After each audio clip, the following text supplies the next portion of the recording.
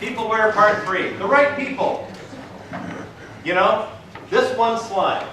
Here's for success in software engineering. Get the right people, keep them happy, turn them loose.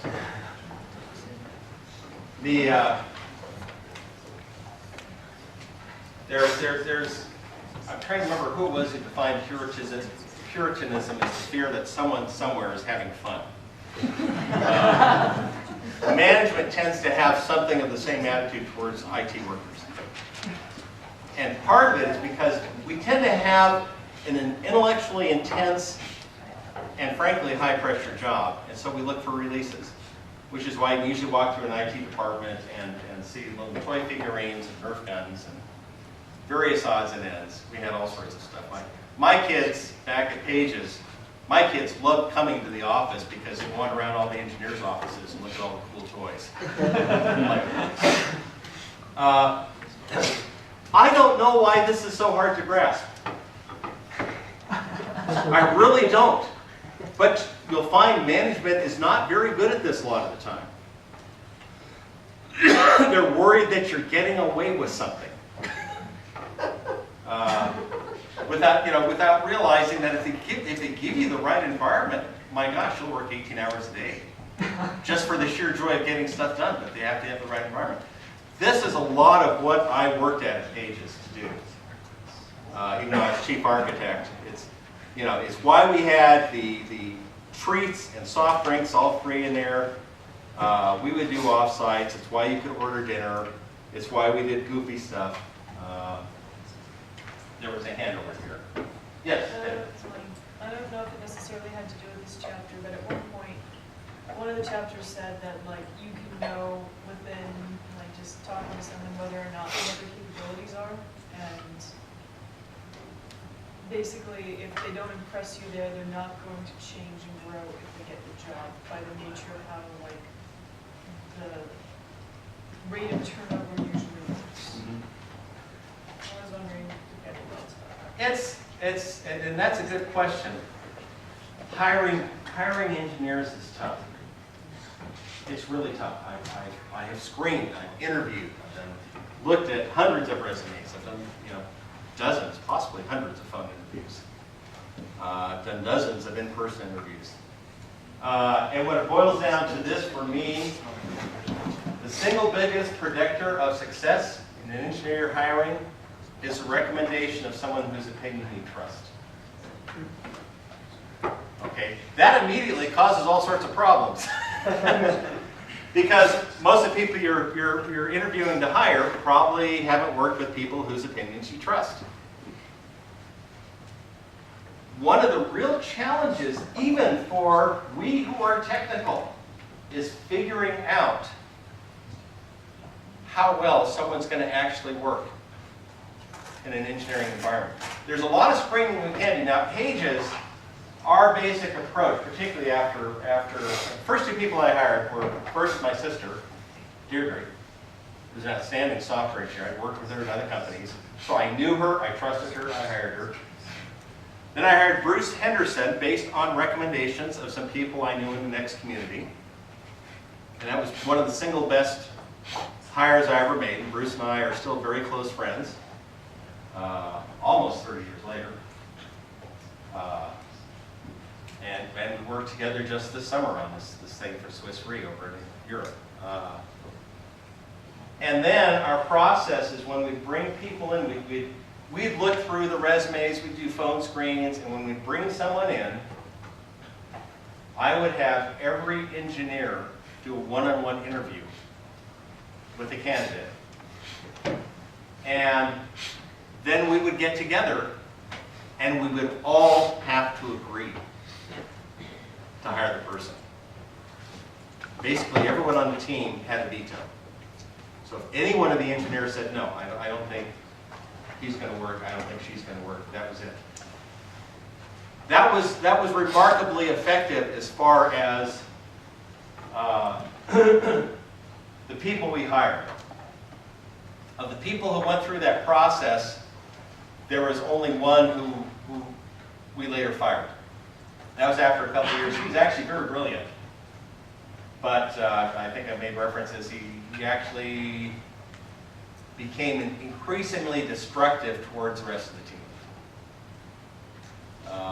And we had a VP of engineering by then, and VP finally took him aside and let him go. But, and it's not that we all necessarily got along with each other, but this was an outstanding group of engineers. Best single group I've had the privilege of hiring. It's a challenge. It is a real challenge. There are things that you will get a sense for and so on, but it is a challenge. Yeah. So there are different ways that different companies choose to like interview people all the time.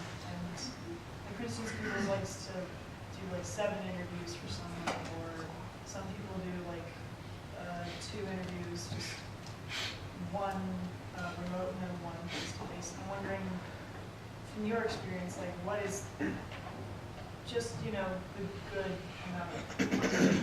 Well, again, at Pages, what we do, as I said, we'd get resumes. I would look over all the resumes, and we'd talk and say, yeah, this is someone we want to do a phone interview with, and I'd do it, or we'd have someone on the engineering team do a phone interview, and then she or he would report back and say, no, I don't think we should bother to bring this person in this time, or yeah, let's go ahead and bring this person in. And we bring the person in, and then our process was the one I described, which is one-on-one interview with each member of the engineering team. I think they talk to management, we didn't care about that. We frankly didn't care what management thought. And then we would have to all be in agreement. At OSG, where we were hiring consultants to use with OSG to place for particular clients of ours, we did a lot of phone screening, and usually it wasn't a group interview, it was 2 staff. We'd do a phone screening, and if we felt good enough, we'd usually bring the person in and have one in-person technical interview.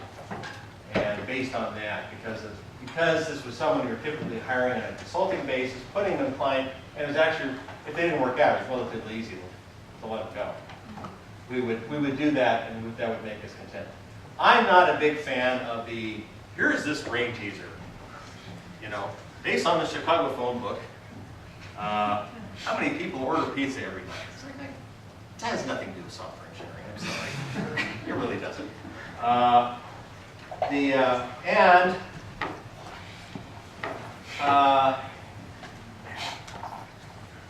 You often will have, even when they ask programming questions, it will be something irrelevant. I mean, my attitude, I've had at least one person. Who is it who came into my house? Oh, it's you. Yeah, how many books do I have? 1 billion. I have 3 or 4 4-foot by 7-foot bookshelves filled with IT books. And part of it is if I have to do something, I go and I pull out a book and I learn it. You know, if I have to learn Python, I have half a dozen books on Python. It's like, okay, let's look. Actually, if I have to learn Python, what I do is I start Googling. How do I do this in Python? You know, but if I need, I've got books for all that. You know, my expertise in software engineer is not the fact that I can. There were many years where I could do a linked list completely from memory in any of a dozen languages. If I were to do it now, I'd have to sit and think about it for a few minutes as to how to implement it. Or I might go pull down off my shelf one of the 3 or 4 books on algorithms that describes in detail how to do a linked list, starting with Don Knuth, Fundamental Algorithms, from 40 years ago. So yeah, we'll talk some more about interviews. Okay. Hornblower, and by the way, I'll say this about, I love Peopleware. There's a reason why you're reading it. But you know, they tend to get sort of goofy at times. They go off on riffs on subjects. If I were writing it, I would probably tend to be more focused. Okay. So they talk about leadership, but they also talk about that companies tend to push for people that look alike, sound alike, think like everyone else. Of course, that's not true, except to the extent it is. And most of your startups now, you know, they may want you to look alike and sound alike, but they want you to look alike and sound like you're part of a software startup. I did note the one team that had all the titles that apparently got off the Silicon Valley title generator. Well done. Anyway, they will talk about, Nerf guns are unprofessional. Now this is different from how I describe professionalism. In my article on Tempest, I describe professionalism as showing up and doing your work. I firmly believe you should have fun in the process. But a lot of companies are like, no, we have a dress code for our engineers. You must wear, no jeans. There are firms, corporate firms, that will require their IT people not to wear jeans. It's like, are you nuts? That has nothing to do with productivity. It is unproductive. Anyway, so they sort of, in this chapter, they skip over a number of things, or they touch on a number of things. Have any of you had experiences in either interviews or actual jobs where you've worked as an intern or full-time, where you felt like you didn't quite fit in with corporate culture? Yes, hand going way up in the back. So this is a counter example. Okay. I think it was mildly amusing anyway. The first time I ever interned, first day showed up ready to code, I showed up in a shirt and tie. And they told me never to come back again like that. So it was good. It was interesting. That company, actually, everyone was on the same floor. And I'd come in the door and walk through marketing and the executive offices of the engineering. And you go from shirts and ties to white socks and sandals and gym shorts and everything. It was great. Yep. Yes, and that's usually a good sign. It's like, no, we don't wear that stuff. I had a real adjustment when I left OSG and went to work for PricewaterhouseCoopers. I had to go out and buy slacks and dress shirts and so on and so forth because it was clothes I had not had to have for many, many years. Other thoughts? Yes? What are your thoughts about interviewing? If you've never, if you don't know, you show up to an interview and you're way overdressed. Overdressed. That's fine. Always overdressed. That's safe. That's the safest. Underdressing, if they perceive it as underdressing, they'll take it front. If it's overdressed, they're going to say, oh, well, you dressed up, but you don't have to dress like that when you come here. If there's an organization that gets offended because you show up in an interview with a shirt and tie, you don't want to work there. They're too full of themselves. They really are. I have hired, interviewed many engineers. I would never be offended by someone showing up in a shirt and tie. But I'd be the first to tell them, hey, just know you don't have to dress that way here. Leadership. And this gets back to the issue that there's schools of management that range from, trying to think of a good, relatively neutral word, regimented to abusive. And I already told the story. We had at Pages, while we were still trying to raise venture funding, the lead potential investor brought in an acting CEO, Roger Cady, who had worked at Digital Equipment Corporation back in Massachusetts. Classic East Coast upper management person. And his management style was frankly pretty abusive.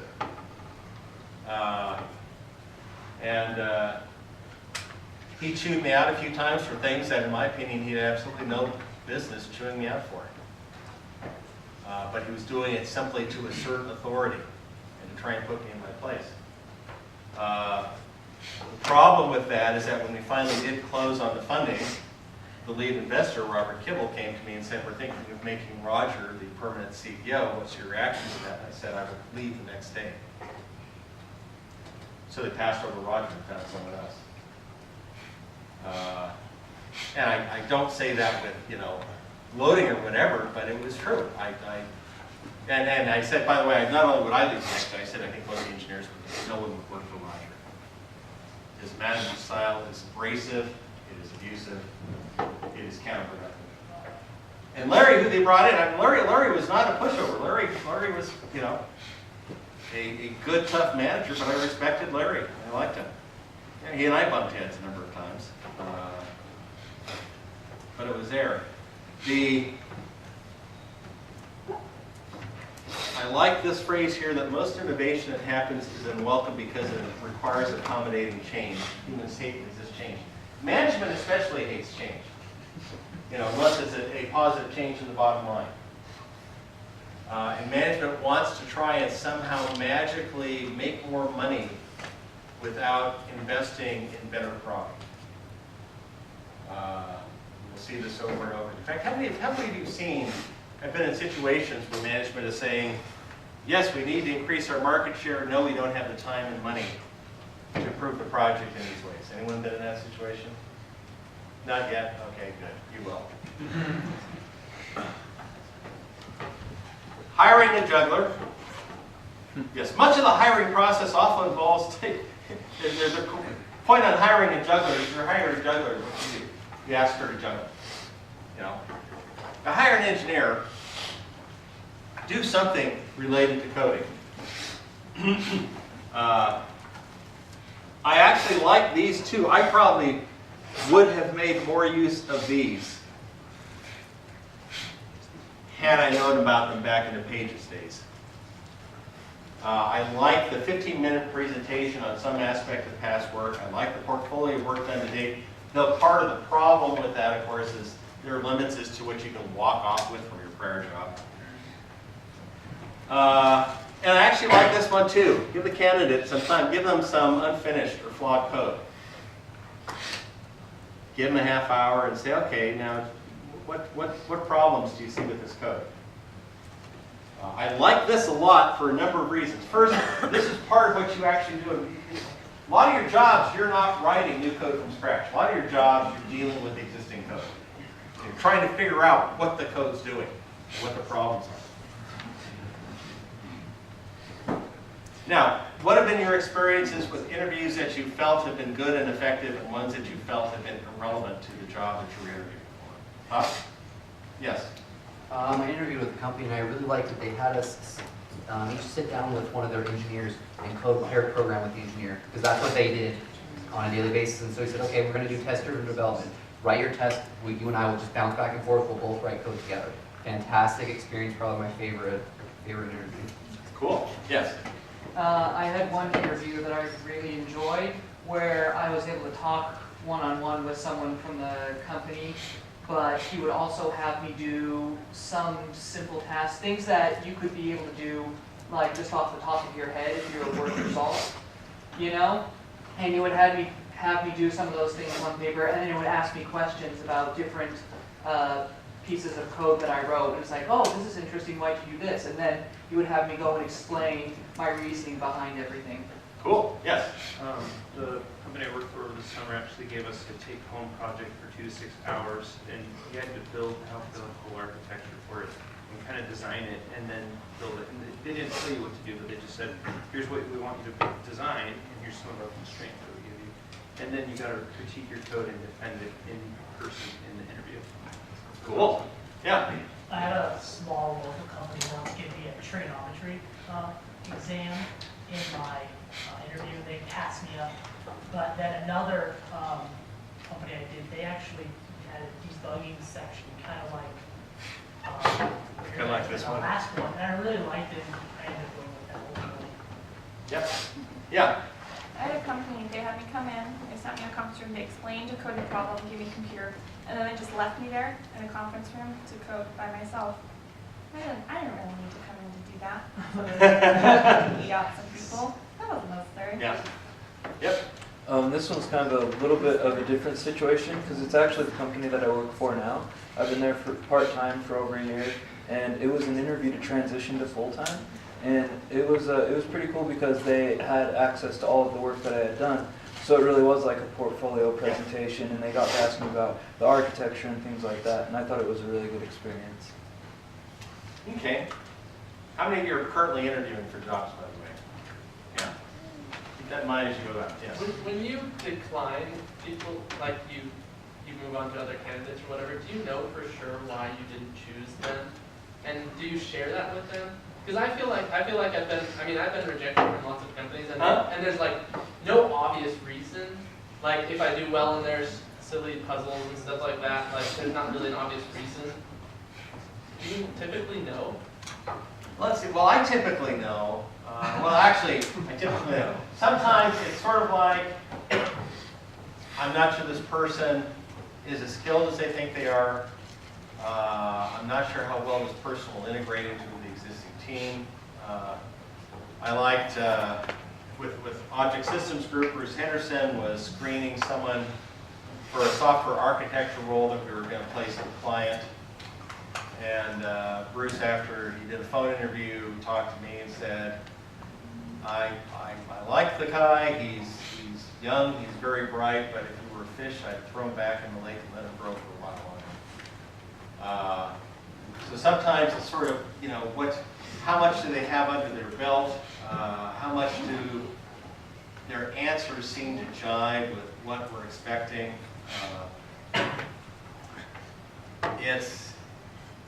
I had a situation, I can't remember if I mentioned that in here or not, where a company through OSG hired me. They actually had an OSG consultant in place, and they wanted to replace him with a full-time person. And they had some candidates, but they didn't feel they had the technical expertise to screen. And so they boiled it down to 2 candidates, and I spent time with each of them. Frankly, they both had good-looking resumes, but when I talked to them, I just had a sense that the resumes were about an inch deep. They really weren't as well versed in these technologies and experience, and there were gaps that each of them had. And I made a mistake. I should have told the company, don't hire either. What I told the company is, I really can't recommend either one. You know, ideally, if you somehow merge the 2 of them together into a single person, you probably got the right one. And their reaction was, oh, we'll hire both of them. And they hired both of them, and it worked out horribly. I was like, no, that's not what I said. I didn't say hire them yet. So Okay, well, keep thinking about it, because it'll come back as soon as we want. Playing well with others. Okay. And it kind of ties into this one as well. You said that, like, sometimes you don't hire people based on the fact you don't think that they'll, like, integrate well with the team. What do you mean by that? A couple of the programmers I interviewed early on at Pages were from a local software company, Silicon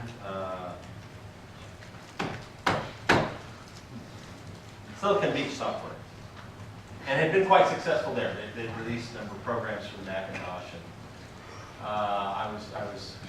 I had connections over Silicon Valley, so they came over to interview,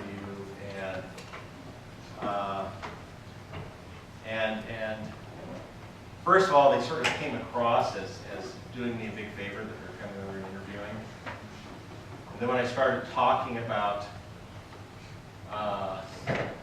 salary and compensation, now mind you, we're a startup. We don't have venture funding yet. We're still running off the founders' funds. They said, and they were sort of like, well, you know, if you hire us, you have to hire us as a team, and we want to talk about signing bonuses and company cars.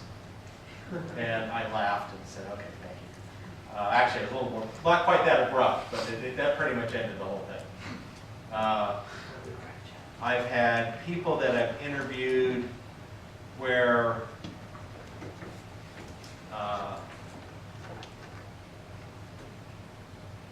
gosh, it's sort of hard to put my finger on,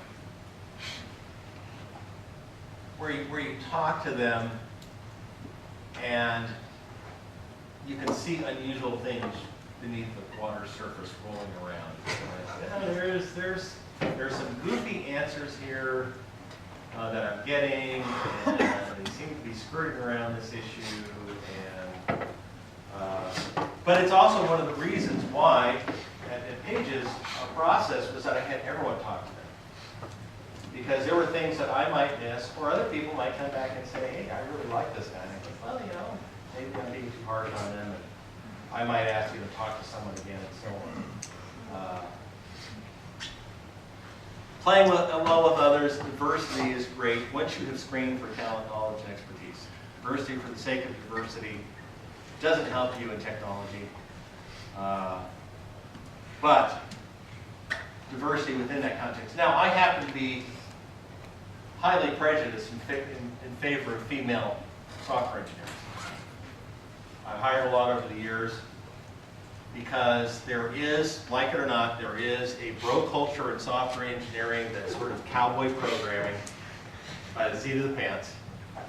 And my own personal experience, having hired and worked with, I mean, my first programmer at Pages was my sister Deirdre. That wasn't nepotism. That was because I had worked with Deirdre in several places, and this is what I knew. I could give her an assignment and say, do this. And she might take a little longer to come back with it, but when she came back with it, it would be rock solid. It would be bug-free.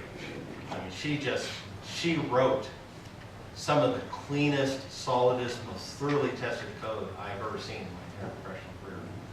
And she went on to be, even after Paige, went on to be a successful software architect and engineer. And you know, all generalizations are false, but the point is what you want to do is get the best people you can find, and the people that can work together, and get people who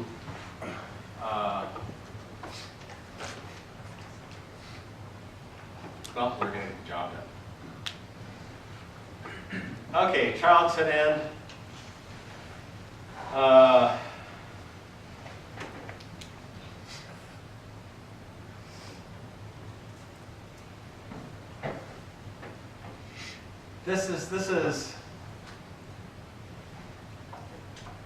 This is again one of those chapters where they sort of threw a bunch of stuff in. But part of it is that you need, in your work environment, you need to do your best to create a work environment that allows you to actually develop flow. And part of the challenge is that the companies you work for may have distractions. We talked about open plan seating. We're going to have later chapters out of probably next week's readings about the distraction of meetings. And you know, how long they can drag on and how useful or useless they are and so on. That's about all I have to say. Okay, now this gets back almost to the first slide. How happy are you at your job? Doesn't mean every job has to be tremendously fulfilling. Sometimes a job is a job. It's what you do to put food on the table for yourself, your spouse, your kids, other family members. But the problem, this goes back to the longest yard paper that Ruby and I wrote, is that a lot of management sees programmers as interchangeable units. Oh, no, it doesn't matter if so-and-so leaves, we'll just hire another engineer.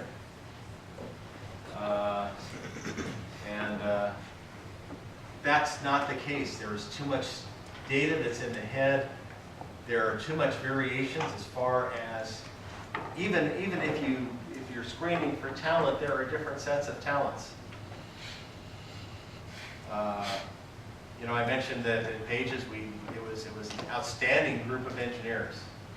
Person for person, probably the best group I ever worked with. But there was only one out of all those that I turned the architecture over to. That was Peter Lenz, who was the youngest. Had the least education, and a GED, that was all. But he was a natural born software architect. He was brilliant. And that became very apparent working with him. And for the last year, when I had to do a log running around the CEO, I basically said, Peter's an architect is yours. And he not only supported it, he continued to improve it.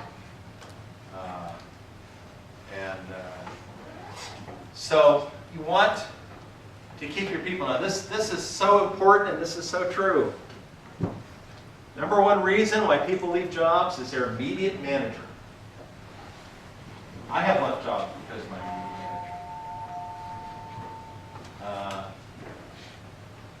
manager. It's a real issue, and this is something you just have to keep your eyes open to. Key point for managers, loyalty is a two-way street. You'll have your company say, we expect you to be loyal to our company. And quite frankly, often your question back will be, and what have you done for me lately? You know, I just saw you lay 3 people off with no severance pay. tell me why I should be loyal to this company. How loyal are you to them? How do you reduce turnover? You inculcate a preoccupation for being the best. And he'll talk more about this in teams. You invest, and this is, boy, these two items I have butted heads so many times. A lot of companies, oh, we don't want to spend money sending our developers to training because then they'll just leave and get better jobs elsewhere. Have any of you ever run into that? I certainly have when I'm trying to advise companies. And my reaction is no. If you don't give them the opportunity to keep current on technologies, they will leave so they can go learn them.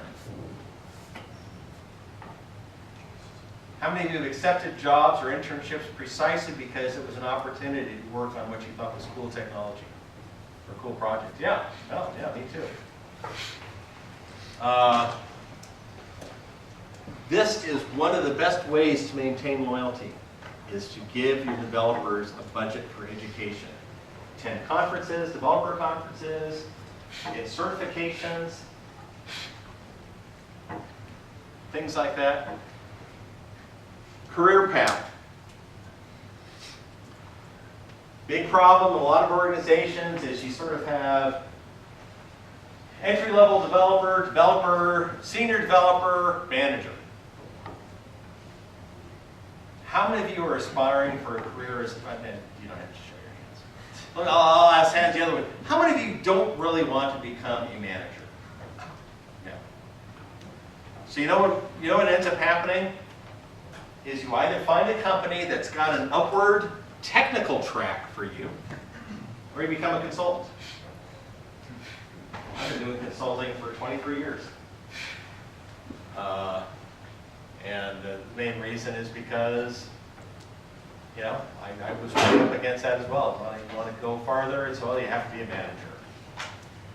A lot of us are not natural managers. It's not what we want to do. We want to do cool stuff.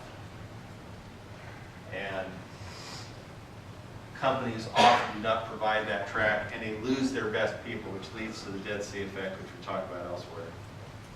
Human capital. Spending on employees is an investment, not an expense.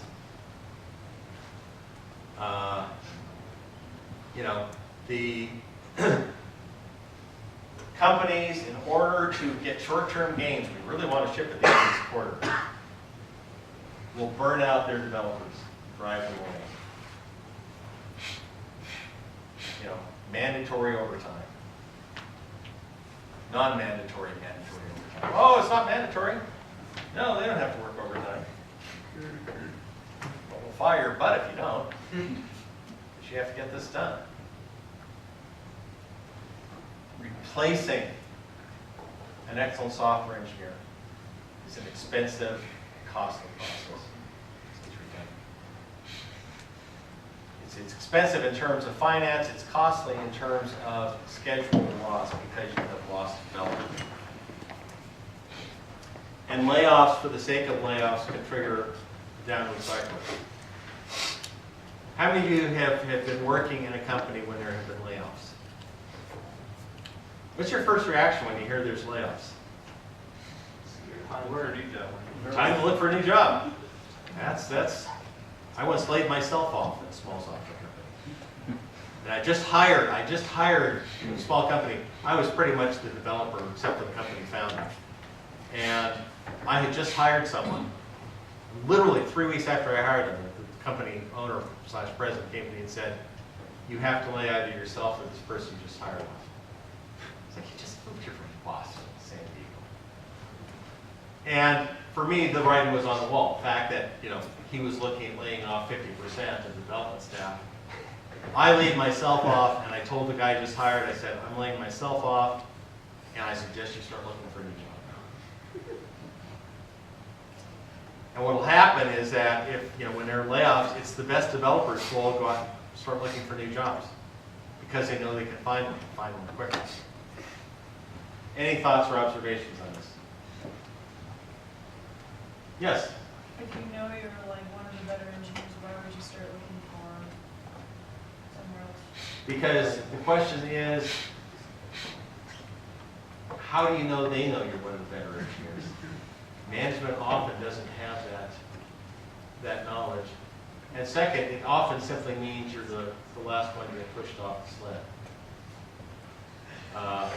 And if you're looking for a new job, and particularly if you're trying to stay in a particular geographic area and so on, you want to get out ahead. You want to get out there early. Yeah. With the whole like putting in extra hours and everything, is there any way to deal with it? Because I read like a lot of startup magazines, and they say that like if you invest, you make everyone feel like a part of the team, they'll step up.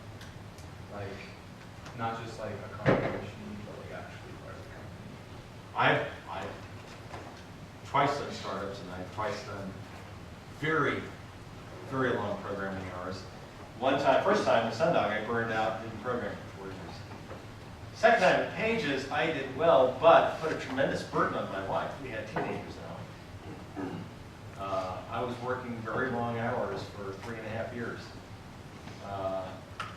And in retrospect, I'm not sure I would do it again. Yeah. Yeah, so I worked at a startup as an intern. My brother helped. He had introduced me to the company, and so we were working there, and you could just see all the signs. The founder of the company was my manager. He actually ended up leaving the company because of the way management was working. We got a paycheck late.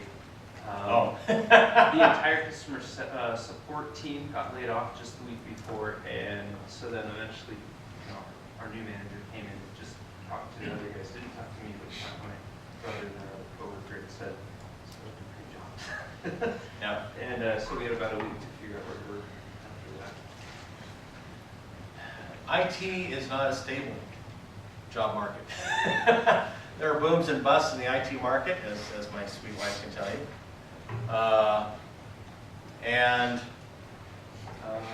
Often you have to learn to sort of get ahead of it. Yes. So here's a opinion question for you. If an employee came up to you and said, yeah, overtime's not something that I really want to do, we can't do this within our 40-hour week, then I'm not going to do it, or I'm out. What would your opinion on that? Someone pushing back on overtime? That's a good question. Like I said, I did overtime at both Oasis Systems and at Pages, and we all did. And we all had a good time, particularly at Pages. We were all hoping to win the Geek Lottery. And so that can be a great motivating.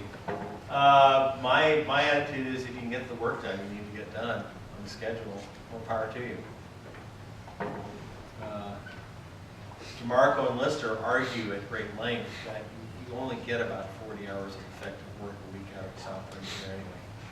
And if you're working overtime, a lot of it ends up being spinning wheels, email, meetings, wasted time and effort. I have an article here on what to do when you do have to lay off, but I don't want to drag this on too long. So go read that article. Next class, your test plan's up. Revised deliverables. Actually, I just graded everything up to date, but not the architecture and so on. So most of the stuff out there you have prior to the architecture is fine, so don't worry about that. Except as you want to update it so it's actually accurate, like your schedule. I did going through the, by the way, I'm very happy with the status reports. They give me great insight on things going to the project. Got a status report, got a podcast. Next week, we're going to finish Peopleware, so just push through. It looks like a lot, but actually these are all very short chapters. And Webster number 6, and we'll see you in a week.